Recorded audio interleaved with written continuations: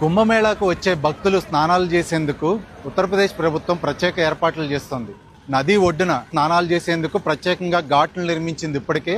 అలాగే నది గర్భంలో ఎక్కడైతే త్రివేణి సంగమం ప్రదేశం ఉందో, గంగా యమున సరస్వతి కలిసే ప్రదేశంలో స్నానాలు చేసేందుకు ప్రత్యేకంగా జట్టీలను తయారు చేయించింది. అలాగే దీనికి సంబంధించి ఏర్పాట్లు కానీ లేకపోతే కనుక ఈ జట్టీలు ఎలా ఉన్నాయనేది ఒకసారి పరిశీలిస్తే మనం ఈ జట్టీ కూడా మొత్తం ఫ్లోటింగ్ జట్టీ అనమాట. ఇదంతా కూడా ఫ్లోటింగ్ జట్టీ నుంచి కిందకి దిగి స్నానాలు చేయొచ్చు.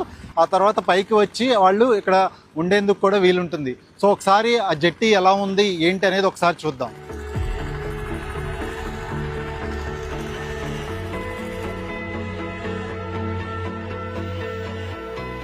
సో ఇది మొత్తం కూడా హెచ్డిపివి పాంటూన్స్, అంటే ప్లాస్టిక్ పాంటూన్స్. ఇవన్నీ కూడా ఆ పాంటూన్స్తో తయారు చేసిన జట్టి. ఇదంతా కూడా ఇలాంటివి 12 తయారు చేస్తున్నట్లుగా కూడా నిర్మాణ సంస్థ ఇప్పటికే ప్రకటించింది. ఉత్తరప్రదేశ్ ప్రభుత్వం ఒక నిర్మాణ సంస్థకు ఇది కాంట్రాక్ట్ ఇచ్చింది. ఆ నిర్మాణ సంస్థ ఇవన్నీ తయారు చేసింది. మీరు చూస్తే కనుక 2 లేయర్లలో ఆ పాంటూన్స్ అనేవి కనిపిస్తాయి. ఈ హెచ్డిపివి పాంటూన్స్ అనేవి కనిపిస్తాయి 2 లేయర్లో కూడా.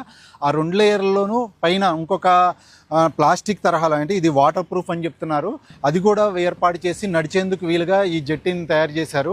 So these are floating changing rooms that are under construction and the purpose of this whole structure is that it will be placed on Sangam. There the devotees who come, they have a problem or difficulty in changing clothes after taking the holy dip.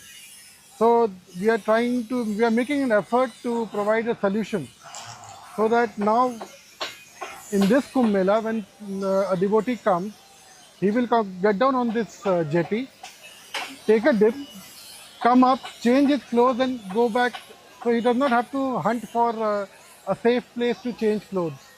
So ఇప్పుడు మనం ఉన్నది విఐపికి సంబంధించిన జట్టి అనమాట ఇది. So ఒకసారి ఈ VIP Jatti ఎలా ఉందనేది చూస్తే కనుక ఈ విఐపి జట్టి కూడా దాదాపు మనం చూస్తే చాలా విశాలంగా ఉంది. అలాగే అటు ఇటు నడిచేందుకు వీలుగా, అంటే 2-3 నడిచేందుకు వీలుగా కూడా ఈ అవకాశం ఉంది.